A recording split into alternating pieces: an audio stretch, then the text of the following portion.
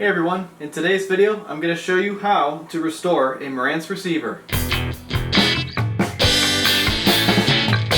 This video is going to talk about why you would do this and give a lot of detail on how to do it. I show you how to use the service manual, I show you how the receiver works, and I show myself working on the receiver, and as I do it I explain a lot of what I'm doing in this video. So the first part of this video is going to be kind of a presentation where I just kind of talk through a PowerPoint.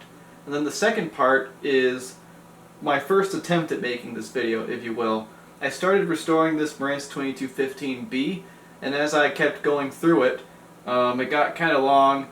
I had to keep stopping to explain things, so I thought it'd be a good idea to start the video with kind of an explanation of details and then show the information from the PowerPoint in practice with some actual soldering and stuff. This has been one of the most challenging videos I've ever made. My hope is that somebody who wants to get into this, wants to know how to do this, can watch this and be a lot better off than I was when I was trying to learn this. Or if you've got 2 hours and you want to learn something and just have some mild entertainment, that's great too. So without further ado, let's jump right into it and go to the PowerPoint presentation. Alright folks, we made it to PowerPoint. This is a little presentation I put together and I hope it makes sense to you. So this video applies to any Marantz 22 series receiver, any 42 or 43, 44 series receiver, preamplifiers, tuners, power amps, anything from the 70s that's Marantz this is going to apply to, because they're all pretty similar. Some of the non-standard Marantz stuff can be applied to stuff like Pioneer. So if you're trying to restore your Pioneer, this might help you as well. So first let's answer the question why. Why are you doing this? Why do you want to restore your Marantz receiver? They're old. There's age-dependent parts in these receivers that do not last forever. They need to be replaced in order for them to be reliable and safe. So first component that we're going to talk about is electrolytic capacitors. They're filled with a fluid, it dries up, they fail, or they start leaking, literally. You know, all kinds of stuff could happen with these. They used pretty high quality electrolytics in here, and that's why a lot of these receivers are still working today, even though they're 50 years old and haven't been touched. But you know, the clock's a ticking. We're getting there. It's probably a good idea to restore these in the year 2022. Next thing that fails is transistors. I find failed transistors on these all the time. There's certain transistors that I always replace on these no matter what. The controls on the receiver are probably dirty. You're going to want to clean the controls. It's probably got burnt out light bulbs, lamps, indicator lamps, and the vellum paper between those lamps and your eyes is probably yellow and should be replaced so you can get that original color back. So let's talk about the benefits. The number one benefit of restoring a Marantz receiver, or any receiver, is reliability. It's going to be reliable if you've done it right. It'll perform better if you've done it right, and it might sound better. I say might because, some people like that sound of a vintage receiver with its original capacitors. Maybe it's a little bit more warm or something. I don't know. There is enough content on the internet about what sounds good for you to read until the day you die. It is an endless debate, and it's a debate that I don't really care to take part in. Above all, I like to see this equipment work, and I like to see it work well. Any Marantz receiver from the 70s sounds good. Period. End of discussion. Let's move on. There are drawbacks, though. It takes a lot of time, and it's tedious. And that's why I'm not going to restore your receiver. I could make a whole video on that, and I might someday. Let me know if you want to see a video on why I'm not going to restore your receiver. And if you're not experienced, you might mess something up and you might not know how to go about correcting it. This is the number one thing that's tough about this stuff is you can restore a receiver easily. It's literally just a matter of replacing parts. But if you incorrectly replace a part, or it was already broken in the first place and you didn't figure out why it was broken, you need to understand how these things work in order to repair them. And I'm going to touch on that a little bit further into this video. Okay, so you've decided you as a person are capable and you understand electricity and Ohm's law and all that good stuff. Now we gotta understand how the receiver works, we gotta understand how to use the service manual, we gotta understand how to read a schematic, we gotta understand how to solder, and we need to get the right tools for the job. There's probably other things I'm forgetting. Anybody who's done this before can chime in and say what they want to say in the comments. So, we've checked off all the boxes on the previous slide. Now what do we do? What do we do to restore this receiver? First, we got to clean the controls because that's just going to make everything easier. We're going to confirm that all the controls are working well and they're clean and don't need to be replaced. These rarely need to be replaced. You can almost always get them working properly with a nice cleaning with deoxit or other similar products. Repair the issues that initially exist. This is the hardest part, and I have a whole slide dedicated to that. Spend money on more parts, install the parts, and then enjoy it. It's that simple. Or is it? I've got another video that I'll cut to right now where I kind of made a block diagram and talked about how the receiver works. It's not my best work, but hopefully it gives you an idea of how it works so you understand, like what these boards are, their purposes, and why you might be doing what you're doing to each board. Let's start with the two things that the Marantz receiver works with. It works with power and it works with signal. So, signal, for example, would be aux in, your tape in, your phono in, and you're also going to have FM, AM on there too, but that'll show up somewhere else in the in this paper here. So, power in North America, we've got 120 volts AC coming out of our wall here. This gets switched by your power switch, and then what happens is this goes into a transformer. So this is a very, very, very crude way of drawing our transformer here. So basically the way a transformer works is you have a voltage going into it, and then on the output you'll have another voltage or a secondary. So your primary is 120, your secondary is going to be a few things, because depending on how many turns you have in your transformer, you can get like 60 volts or you can get 200 volts, whatever you want to do. With the Marantz receiver, what we're doing is we're taking this AC voltage and we're stepping it down. So we're going to do that in a few ways here. So first we have the secondaries that go to the power amplifier. Let's call this, 50 volts AC. On a DC coupled power amplifier, Marantz, which is most of your Marantzes, we go through what you call a bridge rectifier. And that's basically, you take your AC right here, and then you've got a network of diodes that are kind of like this. And then what's going to happen is this is going to go into your filter capacitors, the really big capacitors you see on the Marantz receivers. So we've got one right here and one right here, and that's basically, and again this is crude, this is not electrically correct, these are basically filtering out what this thing did, which it took the AC and it turned it into a 50 positive and a 50 negative. And what's going to happen here is these are going to be your rail voltages for your power amplifier.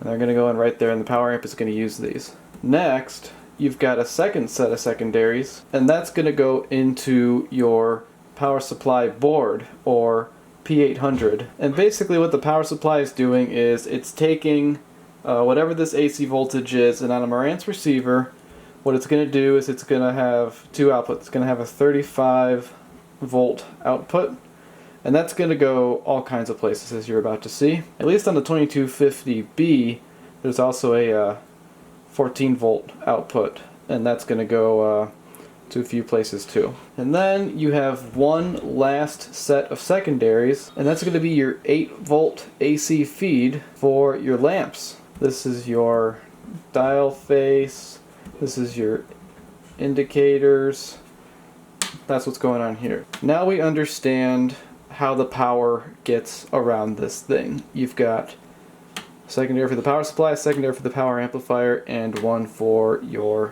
lamps. Not too bad. So now let's go down here. We have our signals. So those RCA jacks in the back, that's what these all are. You're going to plug right into these. And then these are going to go into your preamplifier. But before we get to the preamp, we need to have a selector switch that tells us, what we can use on our preamplifier. So, the aux is going to go in there, the tape is going to go in there. You've got your tuner, your FM AM tuner, that's going to go in there. Your phono's going to take a detour though, or it's going to make a stop to the phono preamp first, and then it's going to go into there. Meanwhile, you have your 35 volt feed That's going to your tuner. That's going to your preamp. It's also going to your Phono preamp. All of these need a little bit of power to do what they're about to do, and Marantz decided they wanted to use 35 volts as the power for all of this. After you've made it through your preamplifier, you have your volume knob. And what the volume knob is doing, and again, I'm not good at this. This is supposed to be the symbol for potentiometer, which is basically a resistor with 3 things going to it. Your volume knob is controlling the level of the signal out of your preamplifier. It's just a resistor. And then it's going to go straight to the power amplifier. The power amplifier also uses the 35 volt feed for some stuff too, I'm pretty sure. Once we've made it through the power amplifier, we're going to go to the protection circuit. And this has a relay inside of it. This relay clicks in when you turn on the receiver if there's nothing bad coming out of here. If there's something bad coming out of here, the relay will unclick and it won't let anything go to your speakers. Got your left and your right channel. And then of course you've got a speaker on and off switch right here, but we're not illustrating that right now. So I probably lost some of you in this. I even lost myself in this, but let's just kind of go over this a second time now that I've got this on paper. We're dealing with 2 things here. We've got power and we've got signal. We're going to talk about the power first. You've got wall voltage controlled by a switch. It goes into a transformer. The transformer turns it into several other voltages. One of those voltages is for your power amplifier. Another one of those voltages is for your power supply, so it can make this 35 volt feed. And then it's got a third one where you've got your 8 volt feed for your lamps. The stereo indicator circuit's kind of complicated, but it's related to this 14 volt feed right here. We're not going to worry about that too much right now. The 35 volt feed is used to power just about everything else. Give this whatever it needs. I guess it goes to your protection circuit as well. Needs the 35 volts to run. So everything's got power. Now let's look at our signal path. So you've got your signals. You've got your tuner, aux, tape, phono. Tuner is special because you're not plugging it in, it's already on the receiver, and then that goes to the selector switch. Same with your aux and your tape. But your phono goes through a phono preamp, so that's going to go to here before it goes to the switch. This switch controls whatever the preamplifier sees. Then the preamplifier sends what it's seeing to the volume knob. And the volume knob is going to be at a certain resistance that's either going to let audio through or it's not going to let it through. The lower the resistance, the more audio is going to be let through. And the power amplifier is going to use these rail voltages to make that sound much louder than it is here. And if all is well, the protection circuit will let it through to the speakers. And that is how Marantz receiver works. Alright, so we had a great time watching that awful hand sketch.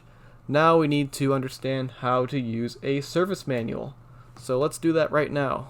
Let's get out of this PowerPoint presentation and let's go right here. You can get any service manual for any Marantz receiver on HiFiEngine.com. Go to HiFiEngine.com and you can download any service manual for any Marantz receiver. It's free to sign up. It's an excellent resource. The manual we're going to be using for this video is for the model 2215B. And I'm choosing this one because I've literally got one on the bench right now and we're going to talk about it in later parts of this video. So we see we've got our table of contents. I'm not going to read this to you, but just know that it's here, so if you're looking for something, you can find it. So introduction, it's kind of obsolete, kind of like with this test equipment required for servicing. Kind of obsolete, it was written in the 70s, it's 2022 now. We don't need to worry about that stuff. If you're going to perform an FM alignment or an AM alignment, these are the steps you take. This one we are definitely concerned with. It's called the audio adjustment. This is where you set the amplifier bias, you set the DC offset. It tells you where to measure in the amplifier to set the bias. So if we keep going here, we've got, pictures, it shows you what everything is. But we're not really going to be too concerned with all that stuff. We're going to start going to these board by board explanations here. So this one's nice. They've got a schematic of the board and then the board itself.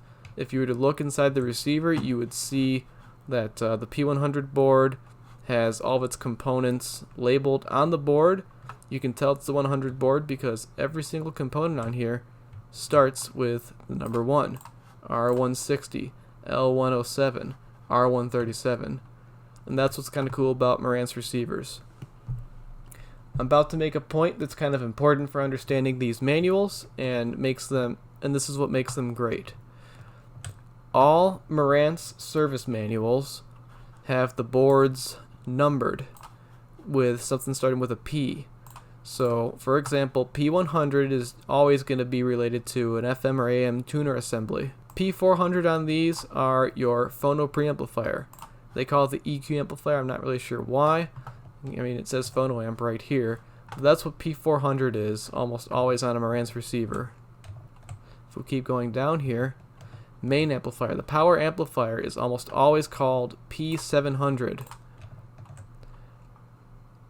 Power supply, always called P800. And then if we keep going down here, we've got PE01. That's always your tone amplifier or your preamplifier. And then you got these little tiny ones here that generally don't have any components we're concerned with. So what does this mean? Why is this good that they do this? Well, let's go back up to the Phono preamplifier. We see that we've got all these components. Every single component starts with a 4 after the letter, that is. So if we go over here, we see R408, C416, C417. That tells us everything we need to know about the component. There's only one C413 in the entire amplifier, right? So we know that C413 is a capacitor since it starts with a C and it's on the Phono preamplifier board, the P400. So now we go down to the main amplifier. We see everything starts with a 7, H710, H714, C702. We know that all of these components are on the main or power amplifier board because they start with a 7. So that's kind of cool. Same thing with the power supply. Everything starts with an 8. H801 is a transistor on the power supply board. Let's keep going down here, and we see that we've got one big giant schematic right here. This is all those boards we just saw, and it's tilted right now, but you can see every single board we just looked at. Like P400 is right there, P800 is right there. This schematic diagram is showing how everything is connected. So that can be kind of important for figuring out signal path, or like where things go, how power gets where it needs to be, all that good stuff. We've got an exploded view here, and now we get down to the parts list. This is good stuff here because now we can find out what we need to buy. That first sheet there, that had kind of like, mechanical parts, like you see labels, nut, washer, holder, all that good stuff. Now we've got some more electrical components here. Now we're down here, and we see we've gotten to the tuner board, P100. So if a component starts with R, it is a resistor. Obviously lots of resistors on here. We're not replacing resistors, we don't have to. If it starts with a C, it is a capacitor, cap. It'll tell you if it's ceramic or electrolytic, and we're only concerned with electrolytics, but we'll get there in a minute. If it starts with an L, it is an inductor or a coil or a relay or something. If it is an H, it is a semiconductor. That could be a transistor, a diode, a FET, an integrated circuit, IC, kind of like that. All kinds of good stuff. And if it's J, J generally stands for an interconnect, like a terminal post, a plug. As you can see, we've got all the components for all of the boards, and they're all listed right here. So when we're doing our restoration, what we're going to be doing is referencing this list. We're going to be going through each board, and what we're going to pick out of each board is the electrolytic capacitors and certain transistors. This is a tedious and time-consuming process, but unfortunately, if you're going to build your bill of material, and you're not going to use one that somebody already made and maybe put in the forums or something, this is what you have to do. Then at the bottom here, you might find the specifications. Sometimes you find this at the top, rated at 15 watts per channel into 8 ohms, frequency response, THD, all that fun stuff. Packaging instructions, if you're lucky enough to have the original box, that's pretty cool. Then sometimes down here you'll find service addendums, but not always. That depends on who scanned in the manual and was nice enough to upload it to hifiengine.com. So that is a Marantz service manual. Let's continue this right here. So hopefully now that you have a basic understanding of how the receiver works, you can use this combined with your knowledge of electronics and soldering to fix your receiver before you restore it, if it needs to be fixed. And I promise this is the hardest part. After this point, we are just replacing components. It's that simple. So let's get into that right now. So we're going to buy the new parts. We've got the electrolytic capacitors, we've got transistors, we've got diodes, vellum paper, lamps, thermal compound, power switch, and relay if applicable. These are the parts you're going to be wanting to replace when you're doing a restoration on a receiver. We're going to talk about each one right now. First, let's start with capacitors. There's two types of circuits on this receiver. You've got ones that are for the signal path and ones that are for power. For the signal path circuits, you're going to use an audio grade capacitor like a Ka. For a power circuit, you're going to use a low impedance capacitor like a Nichicon PW. If you've got a low microfarad capacitor that's in the signal path, use a film capacitor like a WIMA MKS series. I've got a video talking about all of this. I'll link it in the description so you can watch that and get a little bit more background on this. Here's a really good question. How do I know if the capacitor is in the signal path or a power circuit? Let's take a look at this graphic right here. So what I've done is I've picked a board. We've got the P400 Phono preamplifier out of the Marantz 2215B. So there's a few kinds of capacitors in here. There's some ceramic capacitors. We're not looking at those because we're only concerned with electrolytic capacitors. You can actually tell what capacitor is electrolytic in this schematic diagram because if you look where my mouse is circling right now, C401, it's got some lines between those two lines there. And you see this other one here, the C407, it has no lines. The lines between the plates or whatever mean that this is an electrolytic capacitor. It means you'll want to replace it. So, how do we tell if a capacitor is in the signal path or relevant to a power circuit? The signal generally starts on the left side. And you can see that with the numbers here, like R401, that is the first resistor that does anything on this board. C401 is the first capacitor that does anything on this board, and we're looking at the signal path here. We get over to like C415 right here. This is where the signal path is about to exit the board. So, you know, we've got signal from our record player. It comes in on at R401 and R402. It makes its way through all this stuff, and then it finds its way out of the receiver near C416 and 415. And since this is a stereo receiver, we need a circuit for each channel, so that's why this board looks like it's two of the same circuit on one board. So when we look at R401, that's going to be for, say, your left channel, and R402, that's going to be for, say, your right channel. So our circuit is coming in where these numbers are small, so R401. The signal goes right there. Another important thing to note on these is that this big thick black line here, that is ground. That is not your signal, that is the opposite of your signal, it's ground. Anything going to ground, not going to be your signal. It's going to be related to power. So remember that. That's a really important point to make. So let's start up here at R401. We could start here at R402, but we're just going to use this because, I don't know, 1 is a smaller number. Your signal starts right here. It's not starting at ground, it's starting right here at R401. Next place it goes after R401 is C401. Where does C401 go?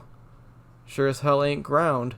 So that tells me that C401 is part of the signal path circuit for this board. C402, same thing. It's the other channel version of C401. So let's keep going here. We find our next electrolytic capacitor is C405. This capacitor is going directly to ground. So that tells me that it's related to power or filtering. We're going to want to use the low impedance capacitor right there for C405. 406, same thing. As we make our way through here, you know, this is our integrated circuit. It's doing the amplification thingy. And then toward the end, we've got C415 right here. That is going straight out of the board, and it's not going to ground. We've got a resistor that's on the same end here, and that's going to ground, but it's a pretty high resistance resistor, 47 kilo ohms. It's pretty safe to assume that C415 is part of the signal path because it's coming right off of the integrated circuit, and it's going right out of the board to the selector switch or preamp or whatever. So C415, 416, definitely in the signal path. So there's two left here. We've got C417 and C413. One dead giveaway about these capacitors is that they are on their own. There's not another one like it, like with C415, 416. There's two of the same capacitor here. C413, there's not another one like it. So we can assume that that's related to power, not only because it goes to ground, but because that's the only one like it on the board. C417, same deal. There's only one like it, and it's going straight to ground. So I hope this made some sense. That's basically, in a nutshell, how you tell if a capacitor is in the audio signal path or part of a power circuit. While we're talking about capacitors, we need to discuss filter capacitors. These are the massive ones that are mounted to the chassis. I have a video explaining how to spec and replace these, so go watch that if you want to know more. You gotta pay attention to the dimensions of those because they gotta fit into your chassis mount thingy. Real quick, we're going to talk about our capacitor-coupled Marantz receivers. That'd be your 2215, 2220, 2230, 2215B, and 2216. These are all capacitor-coupled amplifiers, and what that means is they only have one filter capacitor, and they have two coupling capacitors. So when you pop the hood on a 2230, it looks like it has three filter capacitors. That's not true.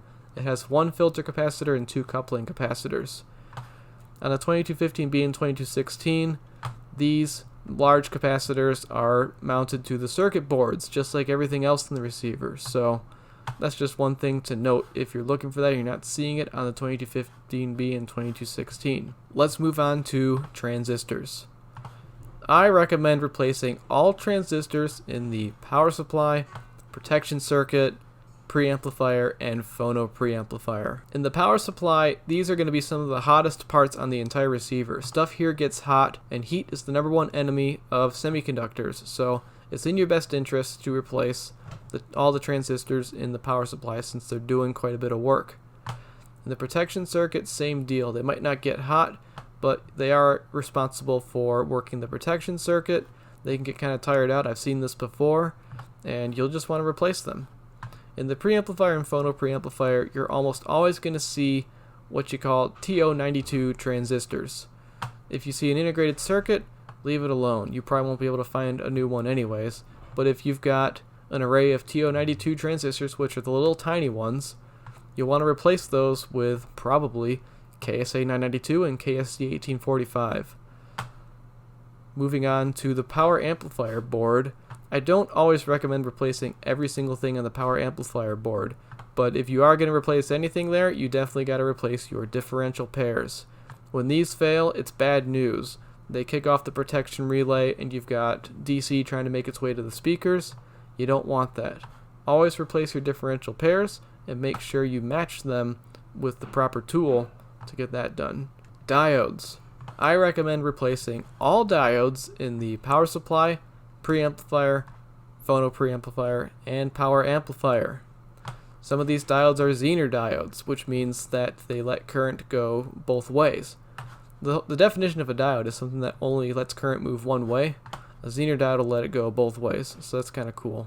But the Zener diodes on the power supplies, I've seen a lot of them fail, so I always replace them. When looking for transistor and diode replacements, oftentimes it works to search the original part number followed by replacement with Google, for example. Look for a forum thread where someone confirmed a good replacement for that original part number. Be cautious though, especially with transistors, for it might not be a good replacement for your application. There is a list on Audio Karma where somebody has put together a big list of all the transistors that you find in these receivers in general, and it's got a replacement part number right next to it. This is good quite often, but not always. I've got a video on my channel that shows an example of when I tried this. I replaced something blindly, and it ended up making the circuit not work properly. So you always got to be careful with that. Try to find a thread post where somebody replaced the transistor on your very model and they found that it was indeed a good replacement. You may have noticed I haven't said much about the tuner boards just yet, so this is where I gotta be honest and say this is where there's a gap in my knowledge. I don't know very much about the tuner boards. I don't know how to do an FM alignment, and that would be the one thing that you would add to this list of things for restoring the receiver is an FM alignment. I hope to learn to do that sometime in the future, but at the time of this video I do not know how to do it, and I definitely don't have the equipment necessary for doing it.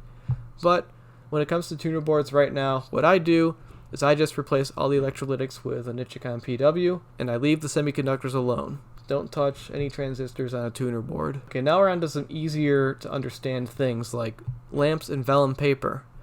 I've got an awesome video on this that's done better than I ever thought it would. It's got quite a few views, it's 40 minutes long, and it talks about everything you need to know about replacing the lamps and the vellum paper on your Marantz receiver. You can go incandescent, you can go LED, there's lots of options out there for you. And I talk about where you can buy those parts in that video as well. Thermal compound. Some transistors on this receiver, particularly the output transistors and the power amplifier, they're mounted using an insulator and some thermal compound. You're going to want to reapply thermal compound to these parts that get hot. So what I use for that is Dow Corning 340. It's a good thermal compound, and you can get it on the internet. Power switch. Absolutely necessary on first gen 22 series receivers. That'd be your 2215, 20, 30, 45, and 70. They used a horrible power switch on those receivers, and you definitely need to replace that switch if you're working on it, if it's not broken already.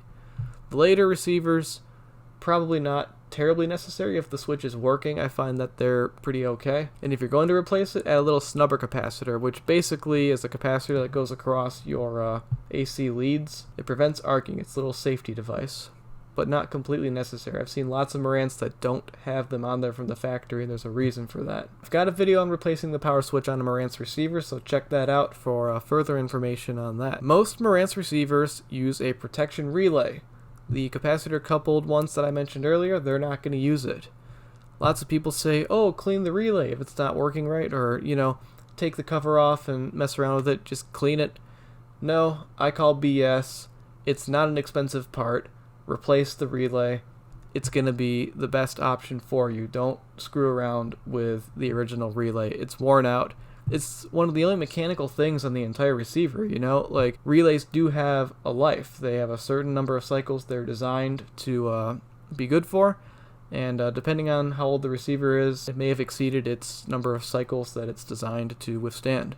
So, most of these receivers use a PCB mount relay. I got the part number on the screen, but the Marantz 2270, and I'm 99% sure the 2245, they use a different relay that is that's got solder lugs on the bottom of it, so you can actually solder wires to it. That's a different part number. You can make the other one work, the O2 DC24, but it's pretty ugly, and I do not recommend trying that. Okay, we've talked about a lot here. This is getting really long, but I swear it's about to start making some sense, because we're going to look at things pretty soon here.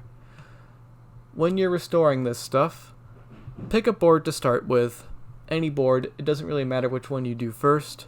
Replace components one at a time, and when you're done with that board, use a dim bulb tester to make sure you don't short anything in the event you screwed something up, because you may have, and make sure everything still works as it did before you started restoring. For the power supply board, most Marantz receivers have a little variable resistor on them where you can adjust the power supply voltage. You're going to want to adjust that after you've restored your power supply board. For the power amplifier board or boards, when you're finished, you're going to need to set the bias and the DC offset if it's not cap coupled.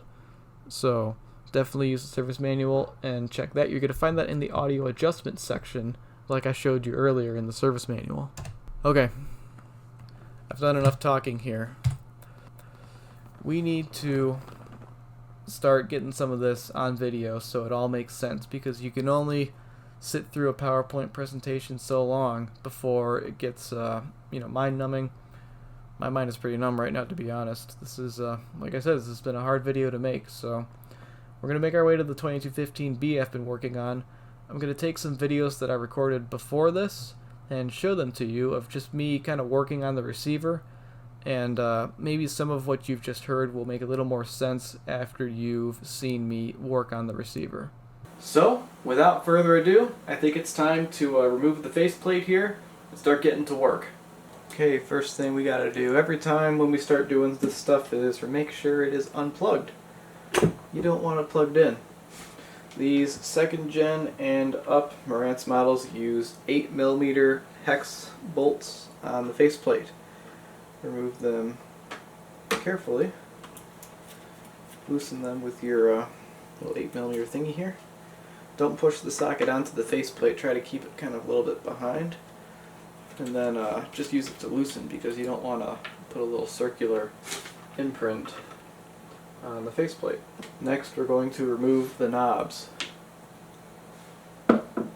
So I'll just tell the story of this receiver now. I bought this a little over a year ago.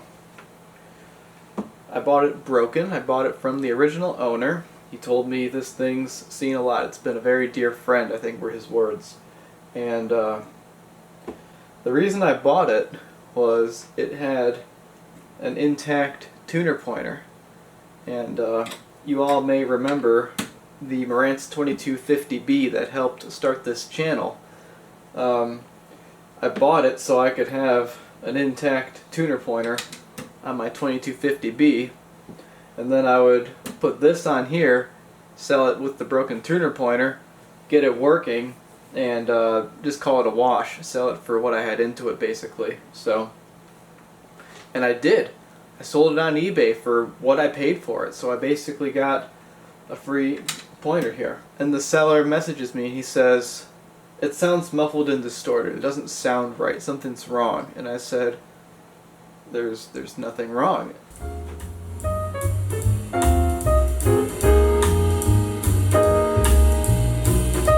Pretty good here. There was nothing wrong with this receiver. That's how I sent it. That's how I got it back. That's how it sounds now, a year later. And I told him, sorry to hear that. You may try these things. Maybe you've got this hooked up wrong, or maybe something's wrong here, because this happens. Sometimes people don't understand that you need to run normal signals through the auxiliary input instead of the phono. If you run something normal through the phono, it's going to sound very distorted and gross because it's being pre-amplified on a separate board. So tried that, and he said nope, and returned it. Returned it fully intact, exactly as I sent it. So it's fine. I lost some money on shipping. It's not a huge deal. So here it sat for a year, and I thought to myself, I've got the magnet pans going, I've got 2 sets of those that I'm working on, I've got the Marantz 2250B, some other ideas. I want to use this to make a Marantz restoration video, how to restore Marantz. And then I bought the Jaguar. So this got put on hold until now, because it's cold, and I hate working on cars in the cold. So here we are in the nice warm indoors. We're going to fully restore this thing.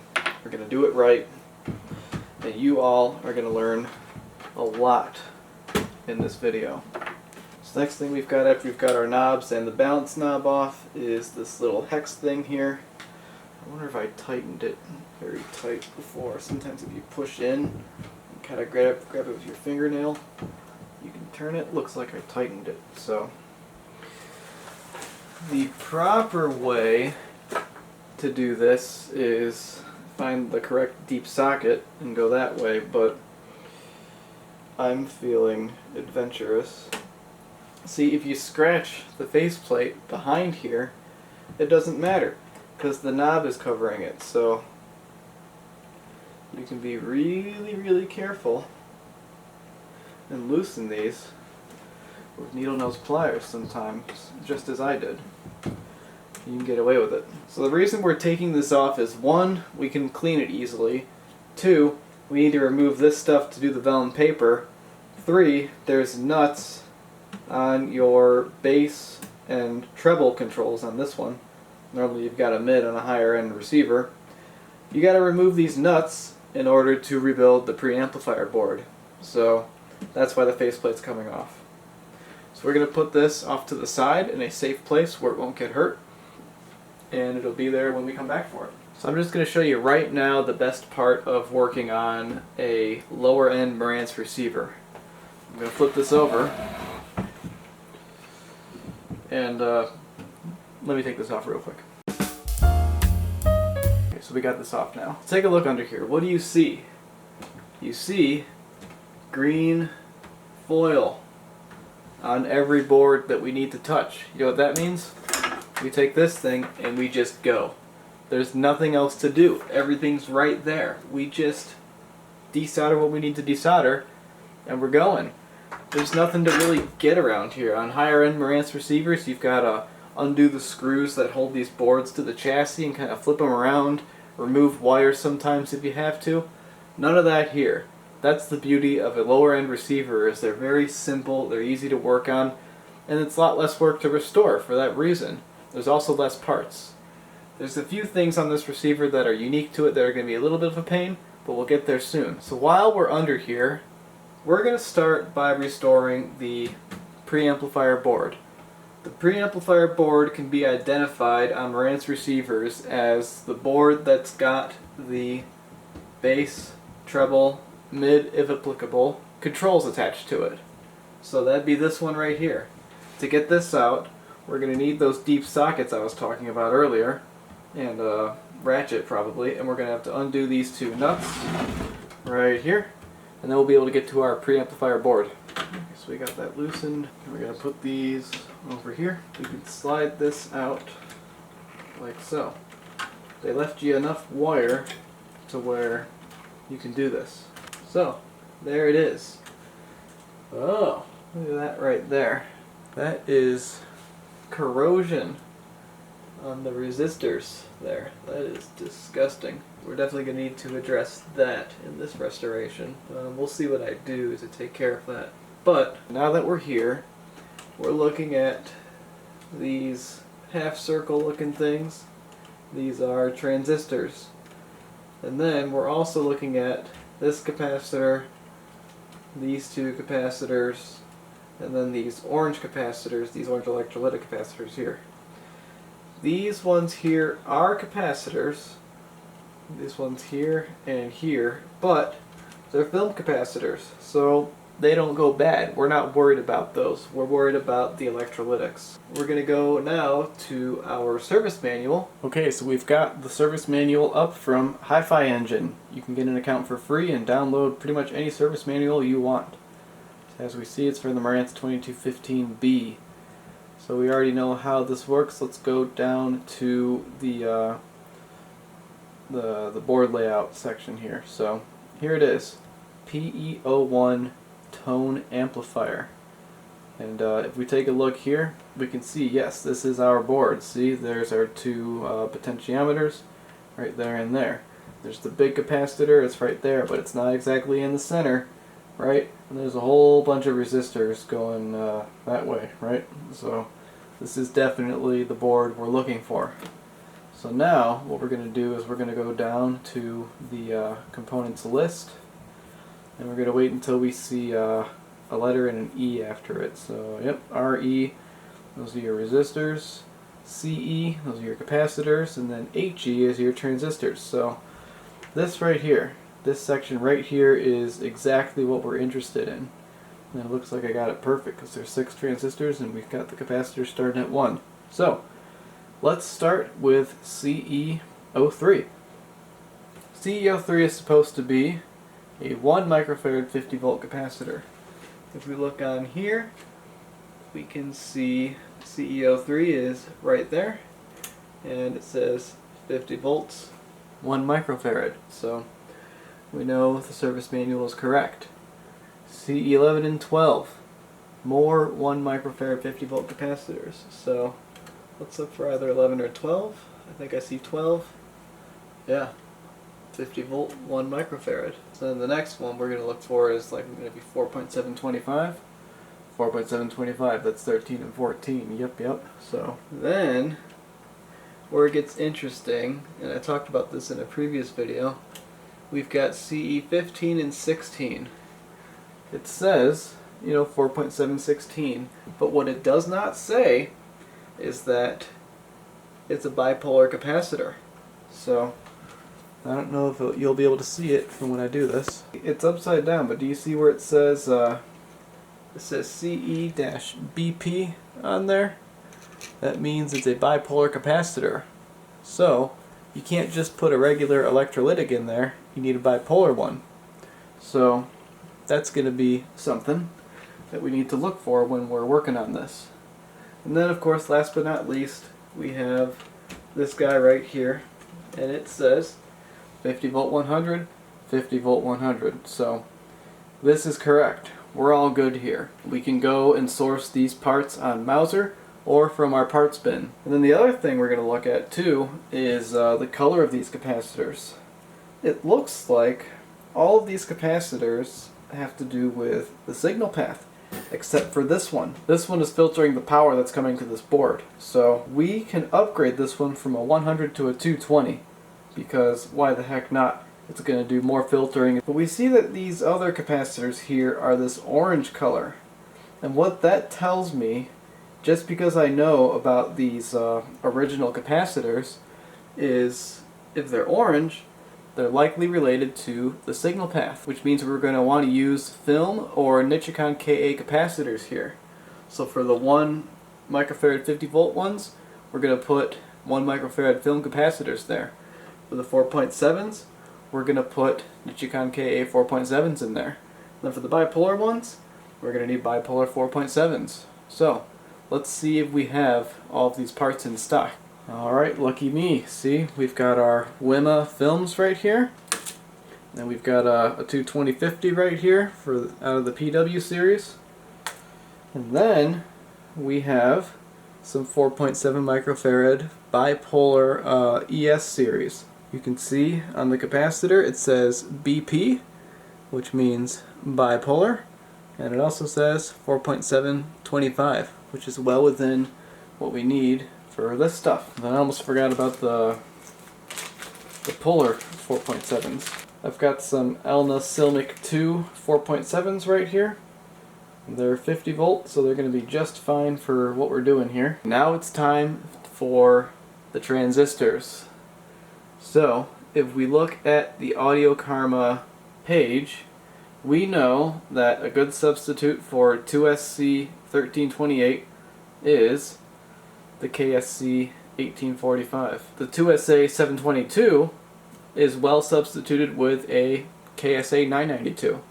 Like I said, I use a lot of these. I keep them in my little thingies in my parts bin, and I got a whole bunch of them. So what I do when I get a bunch of these, when I buy them 100 at a time, I will take my DCA 55 right here, and I will measure the gain of each transistor and write it down. And the reason I'm doing that is I want to find matched pairs of these transistors.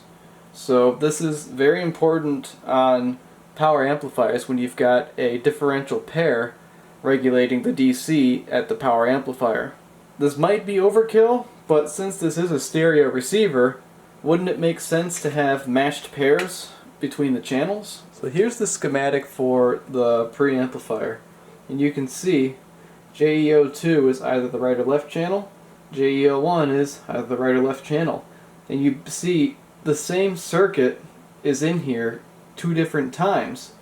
And that's why you see a little bit of symmetry on this board. They didn't do it too much in the layout, but you can definitely see symmetry in some board layouts on Marantz receivers. And don't you think you'd want HEO1 and HEO2 to have the same gain? I'm going to go for matched pairs on these, and these. So I'm going to know that when I look at my board and I find HEO1 and HEO2, I'll know, okay, I need my matched pair there. So let's go back to our list. HEO1 and O2 are 1845s replacements. So let's put this back.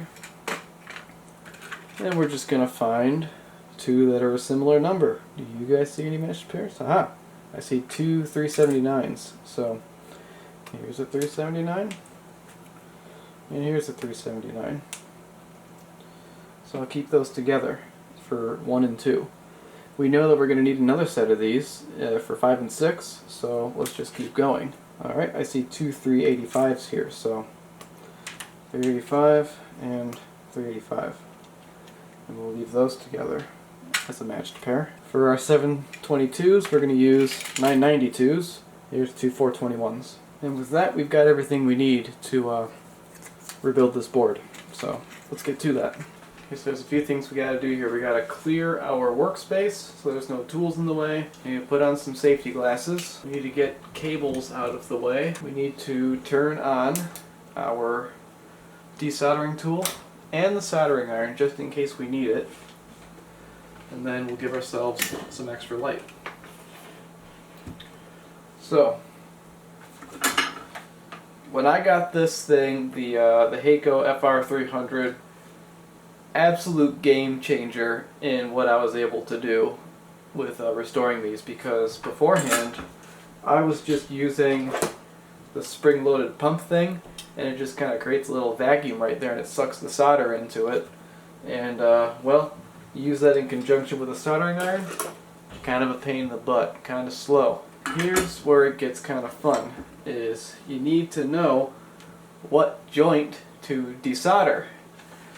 And that's not always easy. However, with experience, with practice, with doing this a few times, it starts to make more sense and you get better at it. So let's start with a really easy one here. We're going to start with this one because I guarantee you that its solder joints are going to be easy to point out. So let's flip this board over. Well, first of all, you see how I've got the negative tape right here? That means the leads are going to be going this way. Not this way, this way. So let's flip this board over. We see these two solder joints right here. They're in about the location where we'd expect to see this thing. You can also see that there is a gap between them, like a dark spot. That means that it's completing a circuit between this foil and that foil. So a component is never going to have its two leads on the same foil plane, really. So we know that this is very likely that black capacitor right there. So another thing you can do is look for components in its general vicinity. So see, we've got JE10 and JE9 here. These little pins right here for the wires, they're going to be pretty noticeable on the board. They're these big giant joints right here and here. So we see that the capacitor is between these two. So I think it's a pretty safe bet that these two joints are that big capacitor. Let's take our FR300.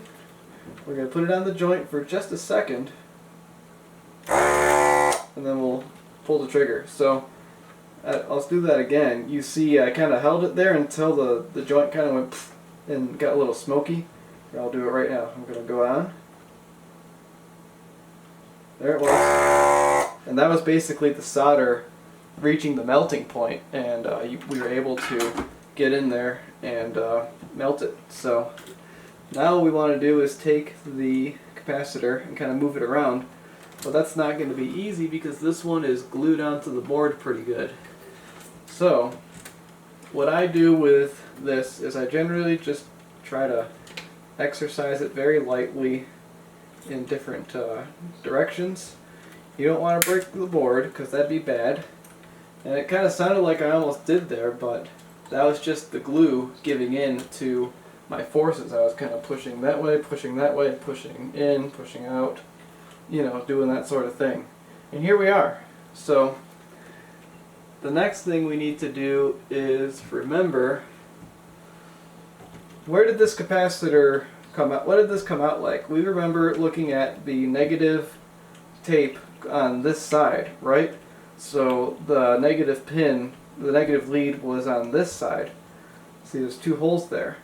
So now what we got to do is look for a little plus sign. And the plus sign means that's where the positive lead on the capacitor goes. So we can see buried in this glue here that is the positive lead there. So when we go to put our capacitor back, we confirmed that the original capacitor had its positive lead on that side of the board where the positive sign is. The board is marked correctly. And that's the thing, folks. The board is not always marked correctly. You can't trust the board. Most of the time you can, but you can't always. Every time you remove one of these, you need to take note of the orientation it was in when it was taken out and match that up with what's on the board. So when you're changing this, you can say to yourself the board is marked correctly. And when you put your new component in, like here's the, we're not going to put it in yet, but you see, we've got the negatives right here, and the unmarked one is the positive. The positive lead on new electrolytic capacitors is always the long one. So you put it in the one where it's positive, and have the negative one go in right there, right? And it's going to fit in just fine. Now, you may have noticed there's quite a bit of crud on this board. This glue right here is looking kind of nasty. Well, wouldn't it be nice if that wasn't there and all these guys were out of the way when we went to go clean it? Yeah, it would be. So let's do that.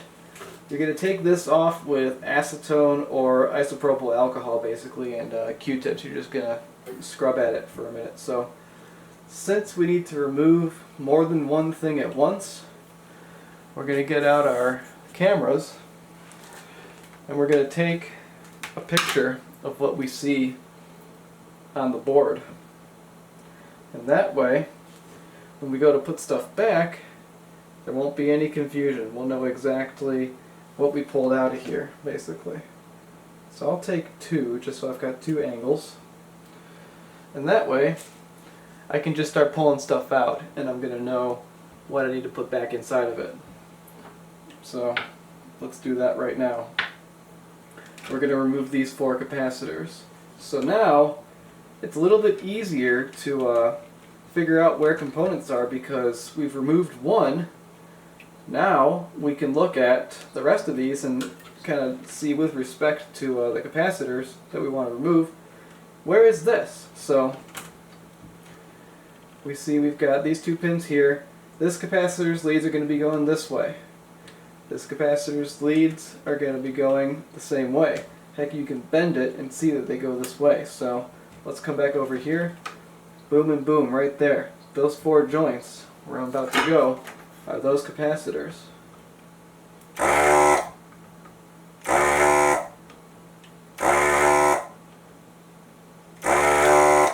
Okay, so that's taken care of. Let's see if they come out. Yeah, this one does. And we note that the positive is on where the board is marked, so that one's okay. And this one's stuck in the glue, so we gotta kind of work it out here. Don't be too shy. Yep, and there it is. And this is also in correctly. The positive is on that side, positive lead was on that side. So we got those out. Now let's get these two out. And as we can see, just by looking at them, the leads are going to be running this way. This one's going to be diagonal, so we'll keep that in mind. So see, we've got two leads going that way. Let's get those.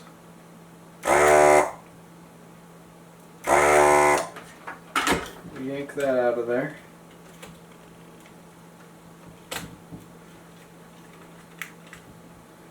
And then this one's got two leads that are going to be going kind of diagonal, so right next to it, two diagonal leads. Let's get them out.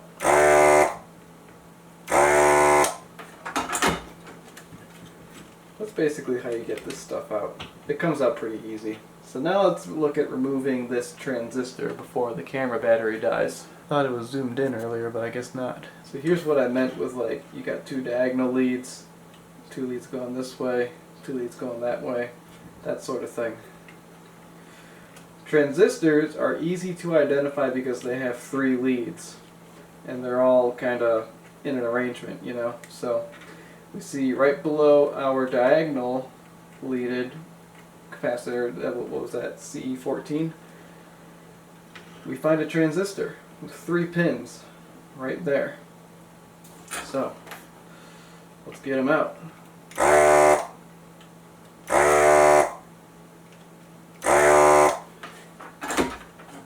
This should lift right out now. Yep, there it is. Alright, it's a different day now. So, like we left off at, got this nasty glue stuff here. So the way I'm going to get rid of that is this stuff. I'll take a Q-tip, I'll just kind of dip it in here. It feels wet. And we just kind of do this for a while. It takes time for the acetone to kind of settle in and soak with the glue, and that's what eventually gets it to come off.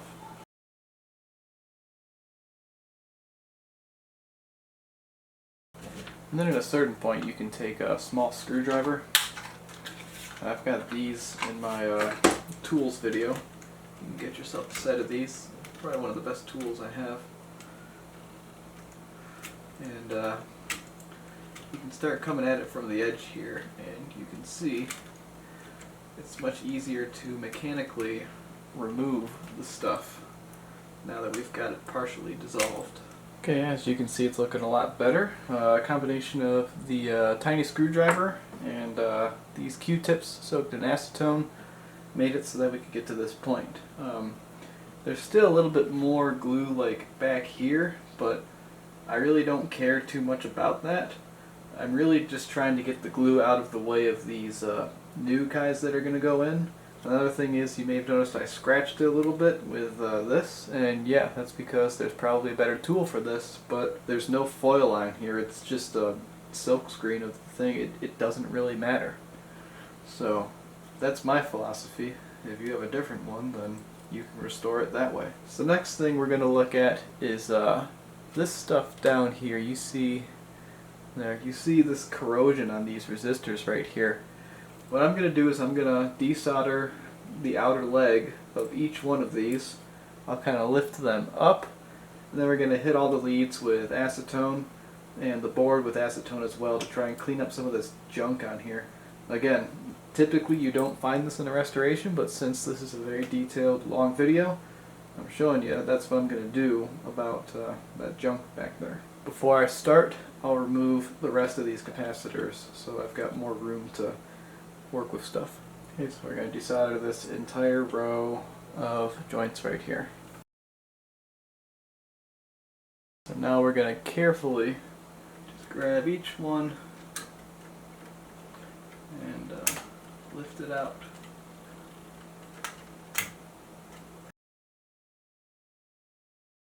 Yeah, that's pretty gross under there.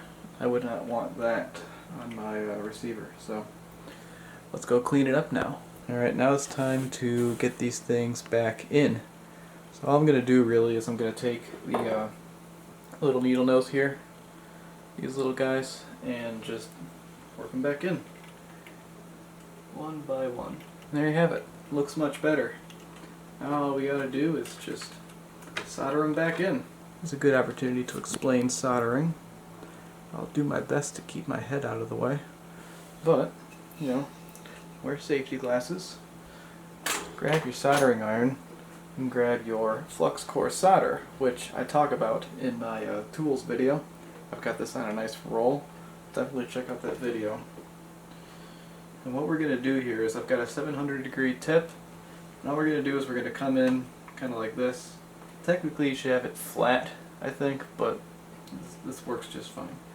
Let's go from the bottom up because heat rises.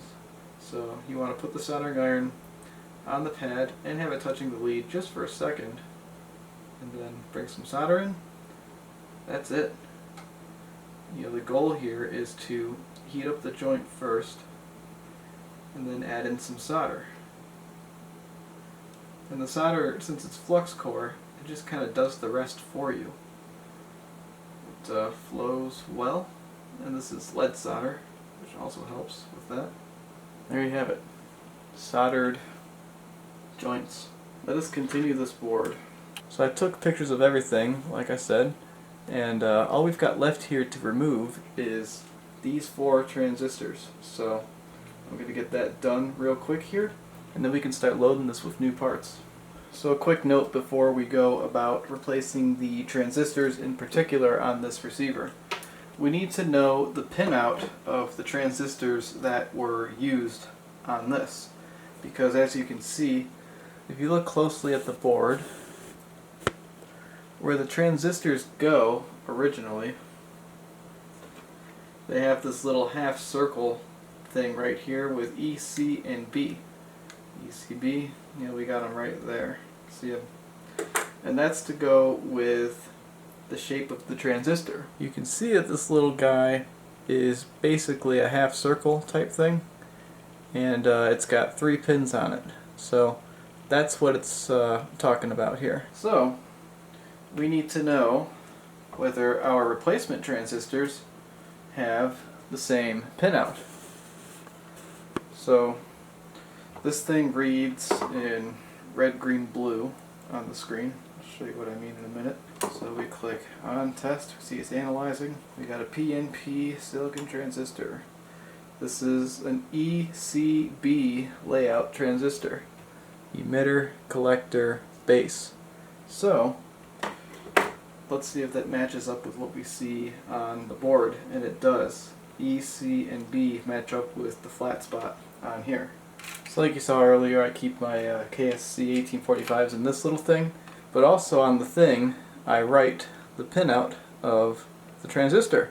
And we see that this is an ECB pinout transistor, which means when we put our new transistors in, they will be able to match what is on the circuit board, which is really nice. This happens most of the time with Marantz receivers, not with Pioneer though, so that's always kind of unfortunate. Okay, so let's load this dang board. We've got our service manual right here, and we're going to go over to the list here. Let's load our transistors first. So we know that, let's go like in this, let's start in this corner, let's just make our way down. We're going to start with HE02. HE02 is originally the 1328, 2SC 1328, so that's going to be your 1845. And so is HE01. So let's get those loaded. Next we have HE03 and HE04. And those are going to be your 992s. So, go over here. This says A992, so these go in 3 and 4. Again, like I said, we're able to take the flat spot and match it up with the flat spot on this thing. And then by process of elimination, 5 and 6 are definitely going to be 1845s, since they used to be 1328s. So we're going to solder these in place now because it helps to have them kind of stable when you're adding the rest of the parts, like all these capacitors. So as you can see, you've got some options here. You can have them kind of going like this or like this. In this direction, you can control that at the end, but we want to look closely at this direction right here. Let me zoom in on that. So, what do we got? So do you want your transistor to be all off to the side like that? Or off to the side like that? Or do you want it nice and straight? And kind of in there at a nice height, similar to the old ones. You probably want it kind of like that. So what you do is you take a minute to kind of line these all up. Make sure they're straight in the circuit board. There's enough tension, there's enough friction between the leads and the joints right now to where you can adjust them easily. And then, once you got that all good, flip the board over. See, you've got our leads coming out right here. Then we're going to go inside of those. We will trim them when we're done, since they're a little long. But let's go to town. Okay, so take a minute to double check your work, make sure you didn't miss anything. Take it back out, see if they're all straight enough for your liking. See if you can move them around at all. Maybe you missed a lead. Looks like I'm just fine. Should have done this before, but again, double check that all of your flat faces match up with the circuit board. Again, we're getting to the point where people might have different strategies with this. Like some people, they'll want to do one component at a time. You know, take one out, put it in, and solder it. Take one out, put it in, and solder it. For me, that takes too long. I'd rather, you know, take the chance of making the mistake and then going back and finding it because I can. You know, it's up to you, however you want to do that. So now we're ready to add capacitors.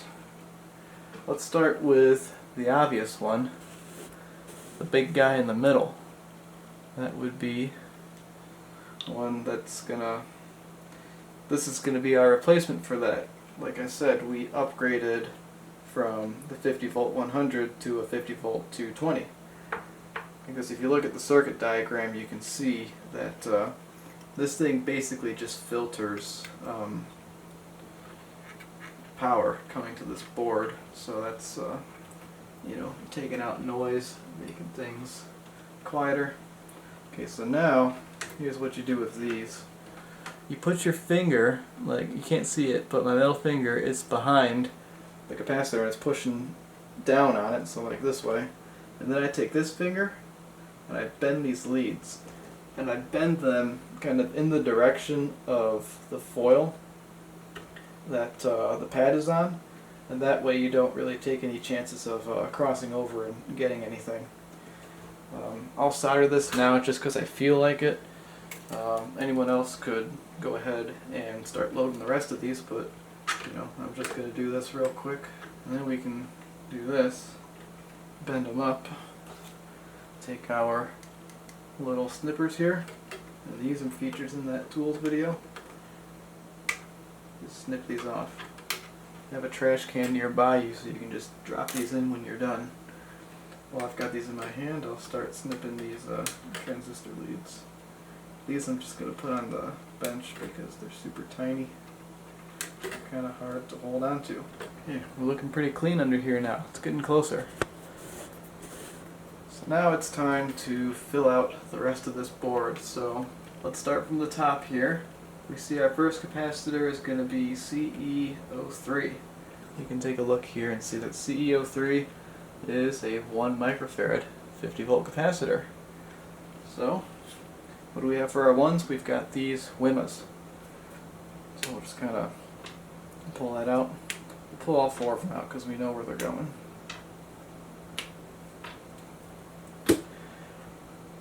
Nice thing about film capacitors is they have no polarity, so just put it in. Does not matter. Like I mentioned in my video about lead spacing, you might be able to see this, but you can see the lead spacing on these guys is wrong for the circuit board. I think it should be 2.5, and these are probably 5. But, you know, you just put it in kind of like this, and you've got plenty of room, really. It's fitting just fine. Next we've got CE04. CE04 is a film capacitor. Throw it in there. Alright, now we got CE12 and 14. CE12 is a 1 microfarad. You can see we're getting a little tight here because, you know, the film's not exactly spec'd for this properly, but, you know, they're gonna fit. And then CE14, that's going to be your 4.7. I've just been loading these as I'm going, you know, reading the capacitor number on the board, and then looking at the service manual over here, and loading it appropriately. So there it is. We've got a fully loaded circuit board with brand new fresh components here. Now it's time to solder these, now that we have put the things in, we've bent our leads, and we can get access to each of these joints. Let's take a minute and do this the right way. I'm going to turn the receiver over and put it on its back, and that way we'll get better soldering. Oh yeah, that's why I haven't been doing this. It's because my tripod is not tall enough to focus on here and get a good view of what I'm doing to solder, so sorry. here we go.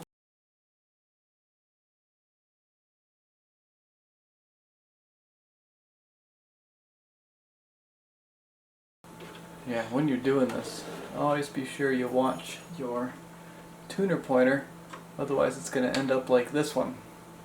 Okay, so here we are. After you do your soldering, make sure you go through this, look really closely at everything, make sure everything has enough solder, that you haven't created any short circuits between joints, because some of them get kind of close to one another. And then, take your nail, bend your leads. Bend them up, straight up, and that's going to allow you to take your little snippers in there and cut them. Okay, now this board is almost done. The only thing we have left to do is use deoxit on the pots here. These are your bass and treble controls, and what we're going to do is we're going to do what X-Ray Tony B said. I believe that these are carbon potentiometers, and for those, you want to use Fader Lube F5, not D5. So I've got a video on this, many of you have probably seen it. So all you do really is you find the opening of the pot.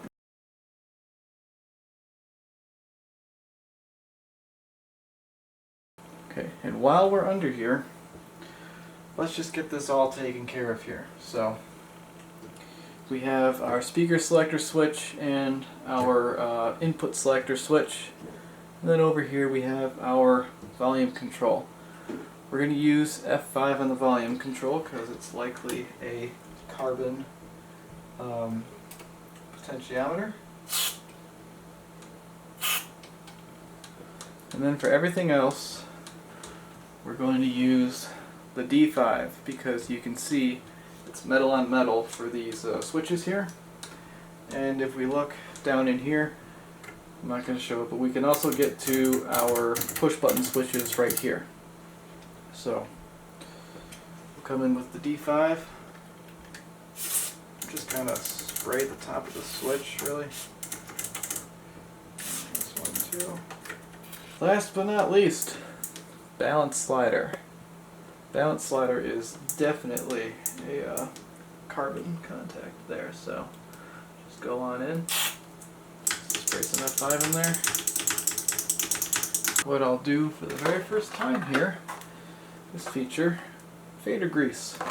This is a product that Deoxit sent me when I reached out to them and talked to them about having some products on the channel of theirs, and they agreed. So we're going to open this up here. And after you do the F5, you can hit it with a little bit of fader grease. Just kind of go in there, I guess. It's actually my first time doing the fader grease. So that about wraps up the bottom end of this receiver. As you see, we've got our fully restored preamplifier board. We've got lubricated mid and treble things. We've got cleaned switches, a clean slider here. So now everything left to do is up top. So we'll put this thing back on its side because that's how we're going to get the components out from the boards up top. At this point though, we can take a minute to turn this back on after we reinstall this board and make sure that everything still works and that everything was installed here properly. If there's an issue, you'll probably hear it at this time, then it'll be dependent on the volume knob and where that's at, because we just worked on the preamp and that goes straight to the volume knob. So that's where you're going to hear issues. The music will sound bad. Quick tip before you put your board back on, make sure that all these wires going to it are still attached to it, because from all the manipulation and moving it around, the stuff might have come loose and a wire might have broken, so you'll want to solder the wire back on before you move on to the next thing. I'm just going to tighten these guys here. These do not need to be tight at all. I mean, the minute you feel like maybe an inch pound or two, like that, that's really all you need with these. If your selector switch or volume knob have felt loose prior to doing your restoration, now is a good time to take your deep socket and tighten them down. These do not feel loose at all to me, and since they're Loctited on, I'm just going to leave them like that. So in 1984, I was 10 years old. I went to spend the summer with my father, town in a strange house. This was a big, scary thing for me because, one, I'd never spent that much.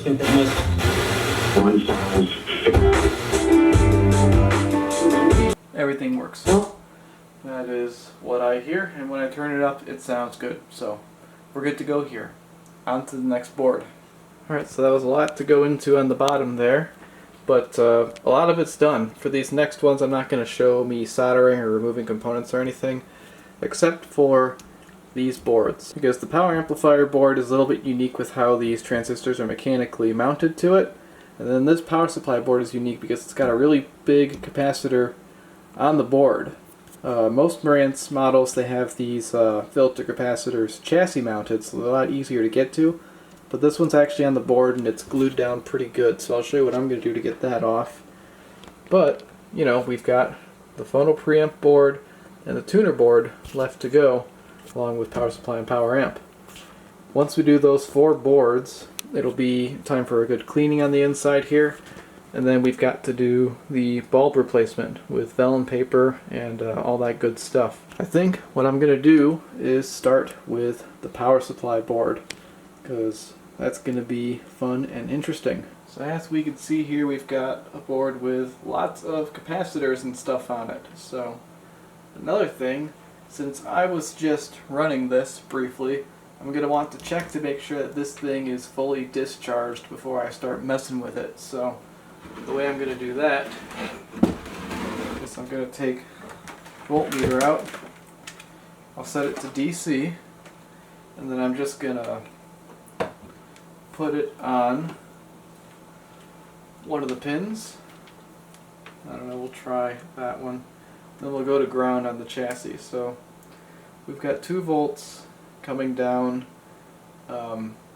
That's not too bad. I don't feel too uncomfortable messing around with this. I don't think I'll get a shock, and if I do, well, y'all get to laugh at me. So anyways, yes, because these ones here are the ground. This bottom one here is positive. Okay. And you can see it's coming down more and more, a millivolt at a time, but you know, we got work to do here. So, get that out of the way. We're going to start by removing that filter capacitor, because that's kind of the whammy here, like I said. So, first thing we're going to do is totally clean up the solder joints, which on this board, see what's nice about the power supply boards is it's really easy to tell what component is what. Like these big giant pins here, that's for the power filter capacitor. So let's put our let's put our FR300 on there. We'll get rid of what we can here. Okay, and next what we got to do is we need to bend these leads so they're coming out of the receiver. So what I do for that is I take a soldering iron, I just heat the heck out of these leads, these joints here, and then I come in with a tiny flathead and I do my best to kind of catch it so we can bring it out. And it's very important you apply heat when you do this, because you may damage the foil on the circuit board if you don't. So what I end up doing is kind of coming up on the end there and kind of twisting, and that kind of lets you push it up a little. And then what you can do, so you can take this thing, you see how there's a hole in there, obviously, you know, so it's got to go somewhere. Try to get the pin in the pin. Try to get the pin in the hole of the FR300, and then just go as hard as you can. Get it as hot as you can, as close to the board as possible, and suck up everything. what I'm doing now is I'm taking my pliers, I'm kind of moving these leads around to absolutely confirm that they are not attached to the solder pad on the PCB in any way, because since this is glued on, it's going to take some force to get this out, and we're going to want to be sure that we're not going to take the board with us when we're pulling via the solder joint. So let's go to the other side now. So as you just saw, I just kind of played with it a little bit, and well, the glue kind of cracked because it's a little brittle, and it came free. Now I'm checking back here to make sure that my my pins are not what's keeping me from pulling this out, so I know I can just brute force it like that. And here it is, the 3300 microfarad filter capacitor for the power supply. I have a replacement for this, and I used the Mauser search thing to come up with a part number that is the same diameter as the original. So this is going to look super OEM going into here, assuming that these leads here line up with the PCB. But yeah, even though these things are the same diameter, this doesn't fit in exactly how it should, but it still fits in because you see I can take these two, they call this a snap-in lead style capacitor. It lines up perfectly well with the positive and dummy lead holes on the circuit board, and really it's getting kind of close to that pin right there. But capacitors, the outside shell is non-conductive, so we really don't have too much to worry about there. So this is going to fit just fine. But let's work on getting the rest of this stuff out real quick before we put everything else in. It's nice to have space in general when you're removing these things. So let's start with these diodes. These are going to be a little difficult because they, as you can notice, the leads on them are really, really thick. Big, beefy leads on those diodes there. So that means there's going to be big, beefy solder joints. So if we go around, we see them all right there. So we'll get this row and this row with the FR300, and we'll report back when they're out. Okay, so I have those desoldered, and what I did was I kind of took the tip of the Heiko here and just kind of pushed on the edge of the opening here on the lead, and just very lightly pushed it until it kind of pushed forward into the board, and that lets me know that I'm getting the lead through the board and we're not going to be damaging the foil. So I can go on this end now and I can grab it, but it's still not coming out. I'm pulling on this top one here. So now what we want to do is just take the Heiko again, just put it on that pad, and that lead will come loose. Same with the other side. Okay, so we've got our diodes out. We got them sitting right here on the bench.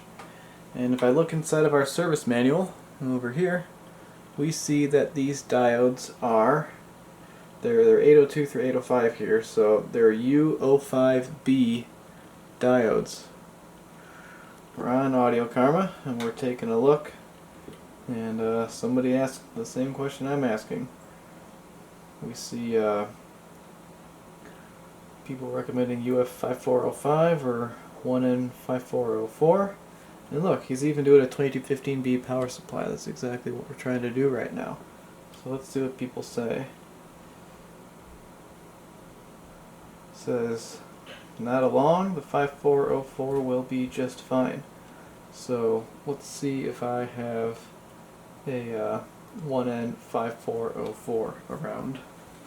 And would you look at that, I've got them around. So I'm going to replace these U05Bs with 1N5404, and as you can see, we've got higher amperage and higher voltage rated diode here, so that's not going to hurt anything. If anything, it's going to help stuff. Oh yeah, look at those beefy diodes. Very beefy. So we need 4 of them. Let's separate 4. We'll be able to take these 2 here and put them back in the package. Save them for later. Because, like I said in my one video, I buy them in quantities of like 10 or more. I started with 10 here, and then we have 6. So maybe these are from the first time I did a 2215B. Yeah, I don't know if I mentioned that. This is the second time I've done a 2215B. I did one in 2017. Okay, so what I'm showing you here is you can take these little thingies. These are like a ceramic. They're a non-conductive something something. You take them off of the old component and you put them on the new one. And that way you can bend your leads like so. But don't bend them too close to the body, otherwise you'll chip the ceramic like I just did. That's what you can do with your new diode. Again, kind of preserving that OEM look on the when you look inside the receiver. All right, so there we've got our nice new what was it? 1N5404 3-amp diodes bent with the new little thingies on there. So now let's go back to the power supply board here. I won't put these in just yet, but I will show you how they're going to go in, just because it's what we've been talking about here. So on that board, you see we've got the little diode symbols there. The side with the arrow is the anode, and the side with the flat thing is the cathode. So kind of like the actual diode, you see that little silver ring on there? That's your cathode. So that's going to go where the square end is on the PCB. And we confirmed this when we looked at the older part. Now, again, we're having thick lead issues here, so they're not wanting to go inside the board. So what you can do is you can take your soldering iron tip, go to the back of the board, foil side, and what we're going to do is we're basically just going to stick it in there, like so. You see I've got it stuck in there. And we're just going to push, and we're going to turn. We're going to do that for all 8 of these holes. I'm going to clean my tip too, because it's a little dirty. And what that's doing is it's basically opening up these holes as much as we can. Now if the camera was in focus and you've got a keen eye, something you may have noticed that just happened is with this joint right here, when I went in, the foil broke, like so. And this is a thing that happens sometimes when you're working on these things. It's kind of unfortunate, it's not great, but it's not the end of the world. So what I'm going to do here is kind of take a look around here. I see that this foil circuit part is this thing right here and this hole right here. They're on the same circuit. See that little bridge they've got right here? So what I'm going to do is I'm actually going to take my I'm going to take that flathead screwdriver, and I'm actually going to intentionally chip away at that green stuff on there, because what's underneath there is foil. And the reason I'm doing this is, you know, our solder joint has been a little bit compromised due to losing adhesion to the board right there. We're going to push that down and do the best we can, but removing this green stuff here is going to allow the solder to kind of grab onto here, and it'll be a better, more reliable circuit. And since this is related to the bridge rectifier for the power supply, we definitely want this to be good, because this is what takes the wall voltage and makes it DC, essentially. So, now that that's been kind of cleared up, I'll take a little swab. I'm just using saliva here. And just, wipe it clean. And that way, when we go to put our diode in, here, now like you saw earlier, we were having some issues getting them in. So I'll bet you now we'll be able to slide right in now that we opened up those holes really nice. Yeah. It's a very tight fit, but we're fitting. So we got all our big diodes in there, and it's looking pretty good. Now let's go back over here and let's address that pad issue we were having with the solder. So we'll just kind of take this, we'll bend it like that, and we'll take this one and we'll do a similar thing. Okay, this is going to get a little nasty, so we're basically going to use a butt ton of solder, and we're going to get this very hot. So I'll just get my iron up here right now. I'll let it kind of sit there for a minute because we want to get this nice and hot. Now I'll start adding some solder. Probably should have tinned it first, but whatever. So as you can see, the solder is kind of doing what it can. It's making its way down there because underneath there is that copper we exposed. And now what's happening is we have a really solid solder joint up here on the pad that was not damaged, and now these things are kind of connected because they're part of the same circuit on here. And this is a good example of something you should put the receiver on its back for. And I'll probably go back and redo this one when it's time to solder stuff, but I just wanted to take a minute to demonstrate that now because, I don't know if y'all have noticed this, but restoration goes all kinds of different ways. You never really know what you're going to find, you don't know what mistakes you're going to make, and you don't know what corrections you're going to have to make because of that. So I'm just trying to give you a real glimpse into what the heck's going on here. This is how I do it. Other people might not have so much trouble, they might be able to go a lot faster than me, but this is how I do it. And I think it works, so that's why I'm sharing it with all of you. Moving on, let's get some of these capacitors out now. As you can see, and this was glued in, so we're going to want to take a minute and use some acetone to remove this glue. It's not very much of it there, so it won't take much for us to get that off, hopefully. But it's going to be a lot easier for us to remove it if we've got all this stuff out of the way. A lot of these capacitors here, they're also glued in. You can feel all these guys are basically glued in right now. This one's not though, so that'll come right out. Okay. You may also notice we have 3 more diodes on here. We don't just have these 4 diodes, we've got one right there and 2 right there. So we're definitely going to want to be getting those out and find a replacement for those as well. Just like we found for, these bad boys here. So I'm going to start getting stuff out, and I'm going to clean this with the acetone, and I'll meet you when I've got this cleaned up and things are ready to go.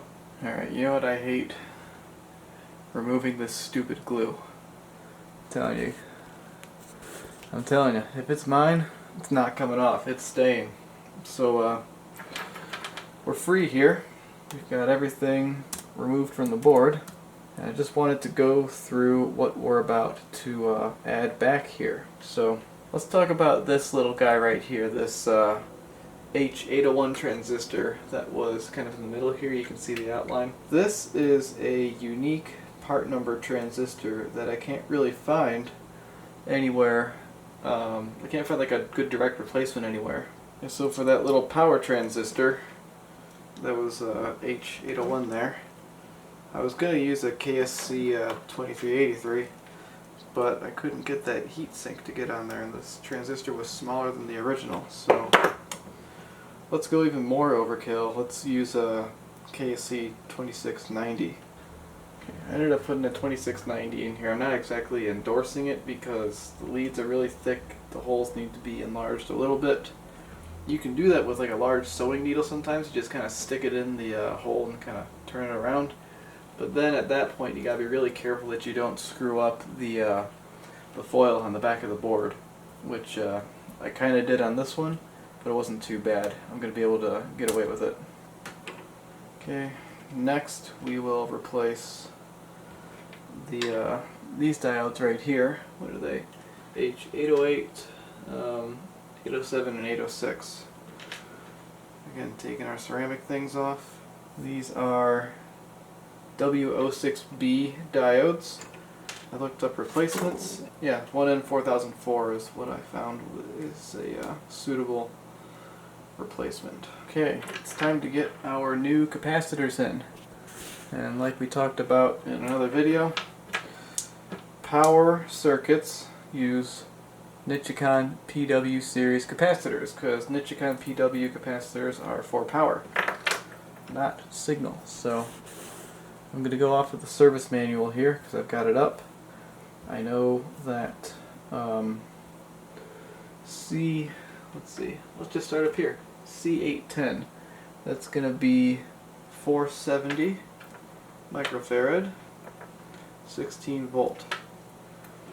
And I had a 25 volt on hand, so I just used the 25 volt. I confirmed that the board has been marked correctly for all of these capacitors, so when I put these in, I'm just looking at the board and knowing that it's right, which is great. Okay, now we have C805. That is a 330 microfarad 35 volt. I had a 50 volt, so we'll throw the 330 50 volt into C805. C807, what's that gonna be? 22050. Got 22050. Throw her in there. C804. 33050. There's a 33050. Let's throw it in C804. C808 is gonna be 22050. Right here. And then last but not least, C806 is a 22016. I've got a 22025 right here, so that's what's going to go in. So now we just kind of look this over and make sure that everything is in correctly. We can get this guy in too, because we know that that's going to be like so. Yeah, you can see now, it's not going to be concentric with that original marking, but you know, that's fine. That is just fine for me. Okay, that diode's right, that cap's right, that cap's right, that cap's right, that transistor's right, cap's right, cap's right, cap's right, down's right, down's right. And all those diodes are right. Okay. Everything matches the board, so now I can flip this guy over and start soldering. Then after we solder this, we're gonna power the unit back up. We'll put it on the dim bulb since we were playing with the power supply. We'll test it and we'll make sure everything works okay. So what I've got here is a dim bulb tester. This is something I made myself. It basically just puts this lamp or this light bulb in series with the receiver. Now what that does is it makes it so if there's a direct short in this receiver, the light bulb's going to light up all the way. If there's not, the receiver will turn on and supposedly work. So we're just going to flip this switch right here to make sure that we don't have any bad direct shorts. So let's see what happens. Nothing at all. The light bulb didn't even light up much. Sometimes with the with more powerful receivers, you'll get kind of a bright bulb at first, and then it'll go nice and dim. That's because it's pulling a lot of power when it initially turns on. So that's a good sign here. So now what I'm going to do is I'm going to take this off of the dim bulb.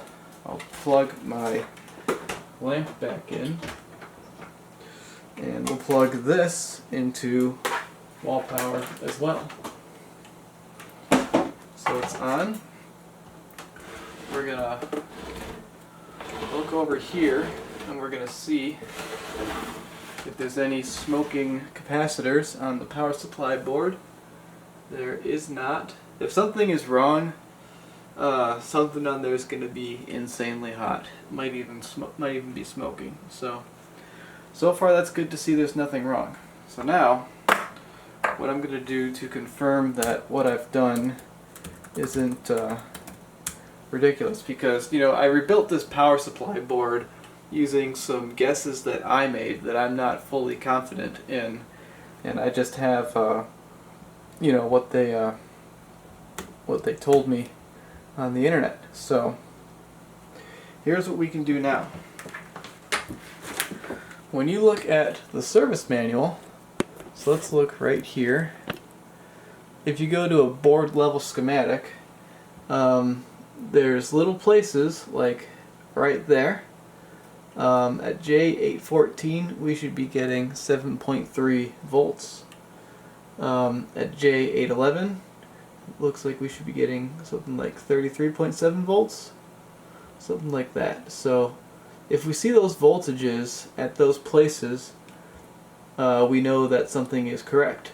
Like there it is, J808, 52 volts too. So what we're going to do is we're going to connect the multimeter. So you saw that. Move this back. I don't have a big enough desk, folks.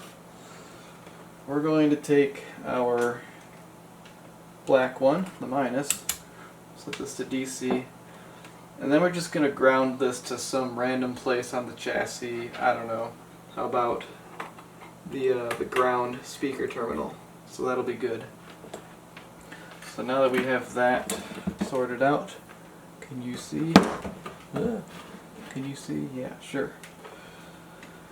So now we're going to take this guy and we're going to go to J814 right now. And they're all marked on the board. So there's J814. We have 10.68 volts. I don't know why 7.3 is in parentheses, but above that is 10 volts. So 10.6 is good. Remember, this is likely based on like 115 volt from like the 70s. This house has a full 120 right now, so some of these voltages are going to be a little bit higher than the service manual says. Okay, J811 is going to have 33.7 volts, just like 812 and 810. So all three of those, they're going to have the same. Okay, so right here, 36 volts, not bad. I'll take it. J813 is going to have 14 volts. Where's J813? There it is. 14.2 volts, great. 808, 52 volts. Where's J808? There it is. 52 volts. So that's all I see on the power supply boards. So again, good practice to look for this stuff when you finish recapping a board. We've got a bunch of nice upgraded parts on here. We see that nothing is getting hot. None of these voltages are thrown off a lot. If we saw like 2 volts instead of 30, that would be a big problem. But, you know, a difference of like 3 volts, that's not that big of a deal, especially when everything else is in order. So, this looks great. Let's move on to the Phono preamp board, because that's going to be quick and easy, and it's almost bedtime. So, we'll knock this one out before the next day. Okay, this one's going to be a piece of cake. We have 1, 2, 3, 4, 5, 6 electrolytic capacitors and 2 tantalums. We have 2 integrated circuits on here, and we're not going to be replacing those because, well, I don't have them and I don't know where to find them. This is what I mean when I talk about integrated circuits versus transistors. Like, you can get BJTs all day, but these integrated circuits that kind of take the place of 2 or 3 BJTs, you can't always find those. So we're just going to recap this one. We're going to shotgun it, and we'll get it done real quick here. Quick note: if we look at the service manual, the schematic for this board, we see that this one and this one are probably going to be PW series capacitors because they're related to power. Another good giveaway of whether it should be PW or KA, or like, audio grade, is if there's only one of them. So like you see on this board, this is a Phono preamplifier for a stereo receiver. So you see some symmetry in this board, actually quite a bit of symmetry. We've got one for the right channel, one for the left channel. So since there's only one of these, that means it's probably related to power for this board. Same with this one. Whereas you've got, these guys here, these are likely related to the audio circuit. These black ones might not be, but I'll take a look at the service manual and make that call. Alright, I think you guys understand the name of the game here at this point. I'm going to remove these, I'm going to put them in, and I'll report back when I'm done. Alright, so here's where we ended up. We've got new electrolytics right here like we talked about, and new films in place of the orange ones that used to be there, and those little blue tantalums that used to be there. I didn't change any capacitance values, just upped the voltages because, that's what I had around. So we've got 2 boards left, which is kind of exciting. We have the tuner board and the power amplifier board. This one's going to get plenty of attention because it's, it's kind of important. This one's important too, but, it's 2021, almost 2022 now. We're not really using these as much as we used to. So this is what we still use today. So, welcome back, folks. It's the next day. We're going to tackle this power amplifier board right now. This is a fun one to tackle because it's kind of the, the heart of the beast, if you will. This is what makes things loud. And this particular receiver, the 2215B, has a very unique power amplifier because it is capacitor coupled. Now that's not unique for the time. In the early 70s, a lot of early solid state stuff used a capacitor coupled design for the power amplifier. But in this specific series, the Gen 2 Marantz receivers, this is the only one that has a capacitor coupled power amplifier. The 2220B and up had a DC coupled power amplifier. So this is the only one you could get with this architecture. So that's what makes this kind of neat. The Marantz 2230 has a capacitor coupled amplifier, a much bigger one. But what's cool about that is that the 2230 was kind of up there in the series. You had the 2215 and 2220 below it with the same basic architecture. So this one's kind of a loner in the Gen 2 series of 22 series receivers. So that means it's going to be nothing like any of the other receivers too. So normally on a Marantz receiver you have a heatsink here. You might have one here and one here. And they're going to have TO3 transistors on the heat sinks. That is this thing. Transistors that look kind of like this. You'll see them on the heat sink of all the other Marantz receivers. And the way you get them apart is there's a board parallel to the face of the heat sink here. It's screwed on to the heat sink. There's some standoffs here. You take the screws out, you pull the board back, and then on this side you're going to have your transistors either right here and here, or they might be in the middle. They're held in with 2 screws. You take the screws out and you pull the transistor out because it's going into kind of a connector, if you will, that's into the heatsink.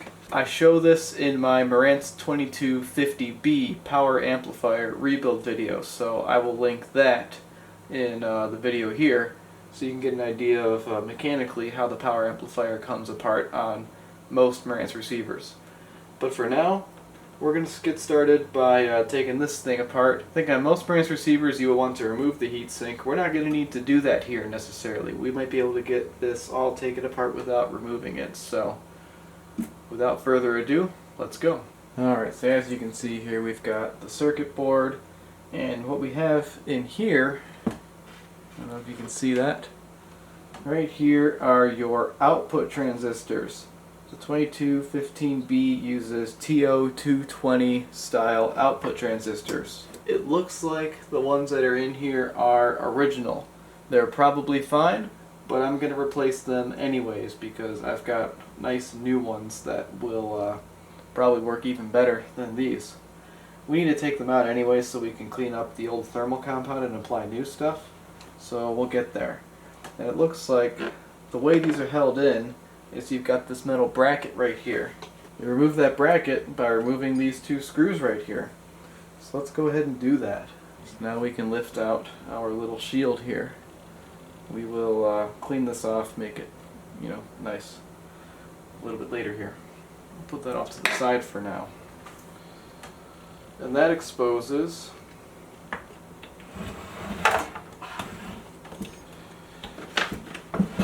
and that there fully exposes our output transistors. So these we remove by desoldering them from the back, and we're going to be desoldering all kinds of stuff here. So let's start going to town on that. Now, this is going to be a little bit more difficult of a board because we have these wires here. You can remove these and reattach them. I'm going to go risky and just move them out of the way as I use the soldering iron and desoldering tool. So yeah, that's what you'll get to watch me do. Someone has been here before, and I know this because I see these leads right here. The leads on that particular component are much longer than the leads on the others here. Also, I never told the story of what was wrong with this receiver when I got it. So, when I got this receiver, it was broken, like I said, and the guy said he had his friend look at it or whatever. He said that it's got blown outputs or something. So, I hook this up, I listen, and I hear like really nasty sounds out of the one channel. So then I'm kind of poking around, looking around here, and I look at the output transistors where they're soldered to the board.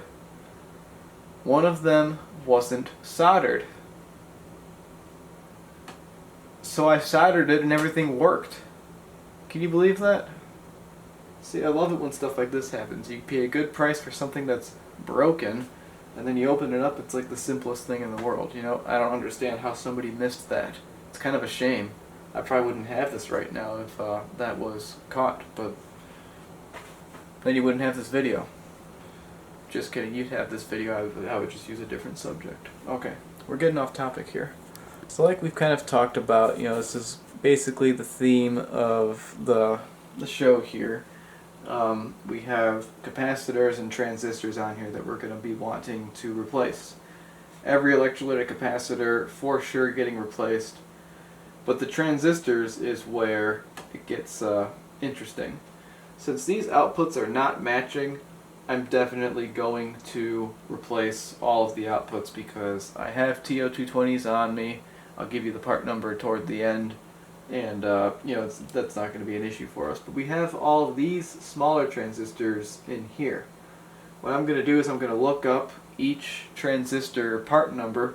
I will see if I have a suitable replacement for that transistor based on what I find on the internet. And if I do have a suitable replacement, I'll go ahead and replace it. If I don't, I'll just leave it, because as far as I'm concerned, everything here is working. Nothing's broken per se, but the whole point of doing a restoration is to make your receiver reliable. It's not necessarily to make it sound better, it's to make it reliable so nothing breaks. These old semiconductors, they're going to fail eventually. So you might as well replace them with brand new ones, and then you're not going to have failures. The only thing to note here really about this board is these big guys here. These are your coupling capacitors. We're going to get those out in a similar way we got this big cap out for the power supply. They're glued to the board, so we're going to make sure we desolder them really nicely and then apply force that's not too big to kind of break them off of the board. We'll clean up the glue and then put the new ones in. I'm kind of excited about this because I bought some KA capacitors specific for this application. Got some big ol' 2200 50 volt capacitors to replace the ones here. I think last time I did this, I think I used PW because I was being an idiot. I mean, the signal goes straight through these things. This is how it protects your speakers. Instead of having a protection relay, it uses these coupling capacitors. So the signal goes straight through here. You want it to be a dang good capacitor for that reason. We are replacing the outputs because if you look right here, we've got one that says NTE on it, and that means it was replaced sometime in, like, I don't know, the 90s or early 2000s. These were around a lot, this NTE electronics, and you know, lots of replacements came from that. Here's the original. This is your D313 right here. So that's the original guy that came out of here. So something happened here once before. Let's just put all new guys in because why not? So what we're going to do for those is we have these parts here. We've got MJE 15032G and we have MJE 15033G. The only difference between these two is that one's a PNP and the other's an NPN. So that's kind of what's going on. You got a PNP and an NPN. I'm not sure which one is which. Well, actually, I got a little cheat sheet over there. This one is the NPN, and the green ones are the PNPs. So we'll replace those accordingly. And we'll clean off this little insulator here. This insulator that's on the board between the heatsink and the transistors is pretty important because the back of a TO220 transistor is conductive. So if you just put this on the heatsink, it's going to short the whole transistor to ground. Bad things will happen. You'll blow a fuse. You know, you don't want that. You simply don't want that. So that's why it's important to have those insulators there. So we'll take those off. We'll clean them. We will apply fresh thermal compound. I use Dow 340. That's the good stuff. And yeah, I'm also going to clean this PCB because, you know, it's pretty dang gross. The vent on the receiver sits kind of right here. That's why this side of the board is cleaner than this side. So I'll take some acetone to there. We still got a lot of work to do on the glue and stuff, so we'll get that out right about meow. Now I know what you're thinking. You're thinking, hey, fix it. You just went through the power supply and replaced every transistor and every diode based solely on recommendations you found on the internet for blind replacement parts. You just said not to do that on this power amplifier board, but you just did it with the power supply board. What gives? Here's the thing. Power supplies are low risk. They're simple. They're doing a very basic thing. They're just taking AC and making it a certain DC. This thing here, the power amplifier, it's doing some very important things. As you know, the engineers that designed this very carefully chose the transistors that are on here. So for me to just kind of blindly go and replace it with just random stuff on the internet, it'll probably work. Will it be right? I don't know. Another thing I'm doing here is I'm just removing this entire heat sink because, well, look, that's gross. Can't have that. We're going to clean that off. So just real quick, with the power amplifier board on this receiver, I ran into some issues. I did the thing you're not supposed to do where you kind of blindly sub some transistors in here. and I ended up paying for it so much that I was able to make an entire video out of that whole thing. It didn't quite fit in here, so I'll link that in the description with all the rest of the videos if you want to watch that too. So you might see some transistors that don't end up getting used, some transistors that kind of magically appear and then change on the amplifier board. Don't worry about that. Watch the other video to get some more context on that. Okay, let's go back to the video now. This amp board rebuild's about to get a little intense. We've got all our semiconductors here. Then, we've got our capacitors right here. Like I said, we've got Nichicon KAs for our audio path stuff. Then we got these WIMA films also for audio path things. And then, we've got our PW series capacitors for all the stuff that goes to ground on the schematic. So, I'm going to get these installed. That's going to be a lot of camera time, so I'm not going to record it. Hopefully you're not too disappointed about that. But briefly, I will show you what I do with the output transistors, just because it's a little more involved than just replacing a transistor. So we've got our old ones, we've got our little insulator pads here, they're mica. I wiped them off with this paper towel, then folded it, and now what we're going to want to do is get some Dow Corning 340. We'll just give a little right there, and we'll come back to that. Then we're going to get ourselves a Q-tip like this. And what we're going to do is we're going to kind of mix this in, because you see it's kind of oily. Then what we'll do is we'll take the Q-tip and we're going to just paint it on one side. I'm going to try to give it a pretty light coating because you don't need too much of this stuff. These will be mechanically fastened to the heatsink like you saw, so no need to go crazy with like a high amount of this stuff. Okay, so we've got our one here, and we're going to take this. This isn't really easy for me to show, but you see there's a hole right here. There is a corresponding hole on the heatsink. So I think the it's going to be on the higher side here.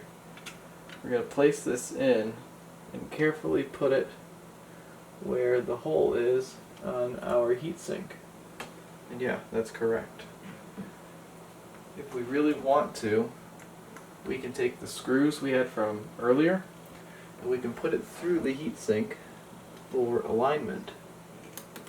So right there, my pad is aligned with the hole in the heatsink because the screw's going through it. So let's do that a second time here for the other channel. And an important point to make is we're doing the thermal compound side against the heatsink. And now here's some fun little detail stuff. You can see that the original transistors had these little insulator things on them. Let's take all of those off and put them on the new transistors. And you'll notice I've got them arranged in the way they came off the receiver. So the transistors that say D on them, start with D, they're going to be the NPNs. And the NPNs are the 32s for the new part. And the ones that say B, those are the PNPs, 33s. So let's take our first MGE 15032G and let's put some thermal compound on the back of it. Not very much, just enough to cover the back side. I can hear the camera going nuts trying to focus right now, so hopefully that's okay. Okay, so obviously you notice this stuff's kind of getting everywhere on my fingers. Wipe your fingers off, and then let's go in. This is the best I can do, folks. We're going to place this in the first one, the one closest to me. The pins will line right up because it's a TO220, just like the original. So once you've got that first one in, take this metal piece here, kind of make sure that when the threaded holes are lined up with the screws, that it's actually going to be pushing the transistor against the heatsink. Also be sure that the back of the transistor is entirely in contact with the insulator. You don't want this in contact with the metal heatsink because, like I said, it's going to short out. So at this point, it's just rinse and repeat for the other 3. So now that we have all of these in here, we can begin to put this thing back. You want to put this thing back before you solder components, because this is going to kind of set where they sit, and you don't want any stress on those solder joints when the components are loaded into the board. We're not going to go tight with this. We're just going to go until we feel like maybe an inch, pound, or 2 of resistance. Okay, I'm just double checking here. Everybody is caught inside of the bar. Everything's tight, and all of these transistors are against insulator material. So real quick, I was just soldering in these components, and something happened when I was working on them. I want you to take a look at these joints right here where my finger's pointing. If we get the light on there, you can see that this one and this one are shorted right now because the way the solder pad was working, there's a little bit too much solder on here right now, and these 2 are shorted. So likely what would happen if we were to turn this receiver on right now is it'd blow a fuse. So this is the kind of stuff you gotta look out for when you're soldering stuff. You know, you don't want to find that the hard way. It's best to catch it immediately as you're going through and paying attention to what you're doing. Oh yeah, and to be clear, the way I fixed that was I just desoldered each one of those joints with Heiko, and now I'm going back in with my soldering iron and just making sure that nothing's crossing over on the circuit board. And it looks like we're good now. Surprise, surprise, folks. Look at this board. This looked like absolute hell before I got in here, but by removing all these components, it gave me an opportunity to kind of get on the board with some Q-tips and acetone. I actually literally just dumped acetone right on the board and just went to town with the Q-tips. And we've got matching everything now. We've got audio grade capacitors where they matter. Hopefully I put everything in here correctly. We're going to find out with the dim bulb tester real soon and see what happened. Alright folks, let's see if it works. No shorts, no smoke,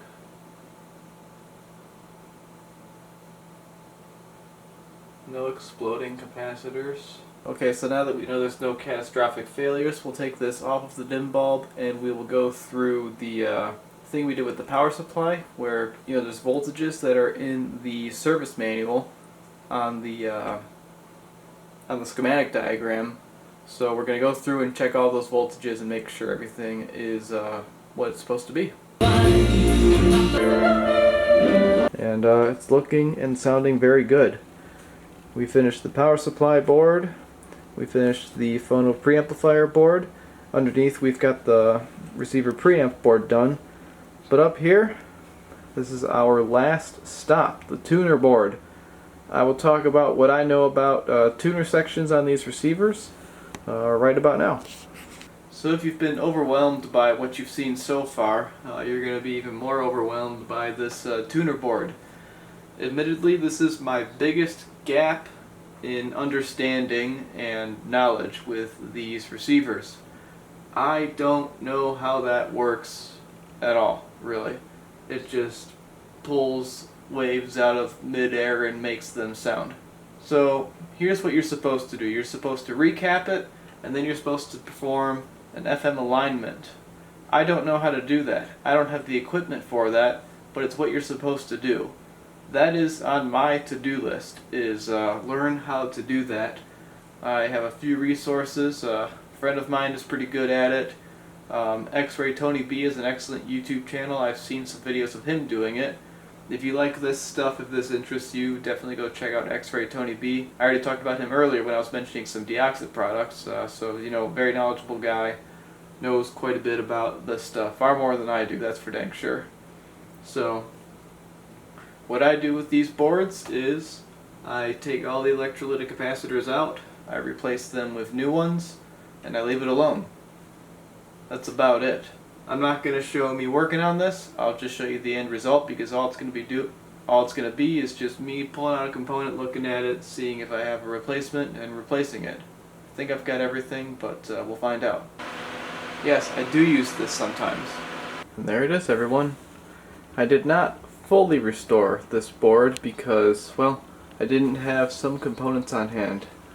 These guys right here are bipolar electrolytic capacitors with values of 0.22 microfarads and 0.47 microfarads. I have some film capacitors that are the proper capacitance, but they're not the right package size. You know, they're not going to fit in there because that's really tight how they've got those electrolytics in there. I would have had to do some fancy weird stuff to get those to work, so I just didn't, and I left those there. So I want to talk about the tuner cap real quick, which is this thing. This is basically a variable capacitor with a bunch of plates on it, and that changes capacitance, and that's what changes your station on the radio when you turn this thing. Before I talk about this, though, I need to mention that I accidentally broke the string for the tuner when I was messing around with this thing, so be careful with that. It does break easily, and if you do need to restring it, you may have seen in the service manual that the instructions are there, but it's kind of tedious.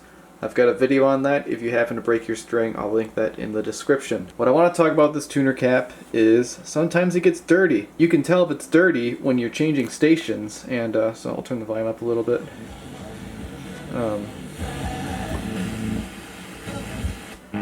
So like right here, if it's quiet, this one's not doing it. This cap's not doing it, but in those silent parts where there was nobody talking, you'd hear like a that's in sync with your motions on here. If you hear that, that means that it needs to be cleaned. Luckily, it's pretty easy to clean it. You just take a no residue electrical contact cleaner, not Deoxit, do not use Deoxit D5 on it, but this WD-40 Specialist electrical contact cleaner spray is what I use to clean tuner caps. And all you do is you just kind of spray the heck out of it, just, you know, let loose, do like, I don't know, a few passes like that, and take your cap. I mean, if it's broken, you can do this, but just kind of do this a few times, run it through, you know, get all this stuff in there. Again, you'd be doing it here if your string's not broken. Then take some compressed air, dry it out, and then you gotta wait like quite a few hours, because what's gonna happen is this stuff's gonna stick around for a little bit, and it'll actually make it so it won't tune to a station until it's all completely dried out. So if you go to test it and it's not tuning properly, just give it a minute. No, not a minute, give it like 5 hours or more so this stuff can dry out. And then that's how you clean the tuner cap. So at this point, if you're not exhausted, I'm exhausted, and I'm just going to say the next thing to do is follow my relamp video. That's got all the information that you need to replace the lamps. I've got warm white LEDs in here right now, and with the extra sheet of vellum paper, it doesn't look too bad. I used 2 sheets of vellum on this one. I don't really talk about that in the relamp video, but if you're following that video and you find that some LEDs give you kind of like hot spots or they're a little bright, you can add a second layer of vellum paper and that will diffuse the light even further. However, I made sure that on the stereo indicator I did not use a second layer so that it's still bright, because I used an incandescent there. Anyways, that is about it. I can't believe you're still watching, and I thank you for doing that. This is a lot of information. I hope it's valuable to you. Consider the super thanks button if it really helped you, and hopefully if you're trying to learn this stuff, a lot of my videos make a little bit more sense now that you've seen this, because I've talked about basically everything I know in this video. If you have questions, please leave them in the comments. I will do my best to answer them. Now that this is restored, I'm going to take a after recording of this thing, because I took it before recording, before restoring it, and we're going to put those 2 recordings next to one another and see if this thing sounds any different after the restoration. So look forward to that video following this one. Okay, that is it for this video. Thank you again so much for watching. I will see you in the next one.